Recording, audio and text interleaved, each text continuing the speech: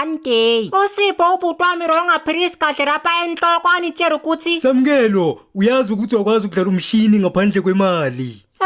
Sipho, sowucalile futhi ngaramanga wakho. Ngiyakutshela, uvele ufake 5 cent lapha emshinini bese umshini uyadlala.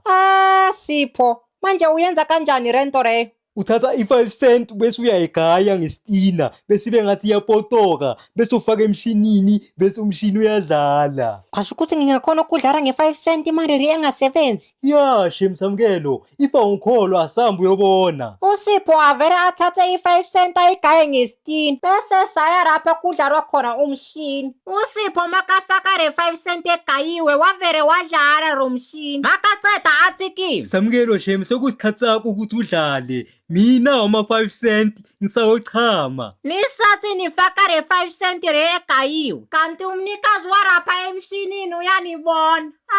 Benitshela ukuthi Usipho unamanga kanti lo mshini uyakwazi ukudlala ngama5 cent laba agayiwe. Yeyi ngakubamba wena sigebengu ndini. Hayi bhuti mina kusimo umuntu lo isigebengu. Yeyi ungaphiki, sengikubambile dala ngikufuna wena sigebengu ndini. Into engifuna ukukuyenza yona, ngifuna ukukuphanisha.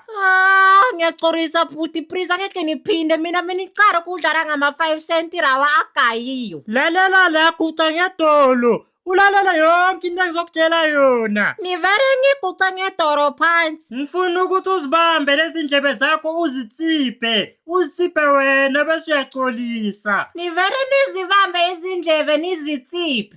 Bhuti mnikazi lo womshini benisacela ukuthi ungicorera ngeke niphinde futhi nidlale ngama5 cent laba agayiwe.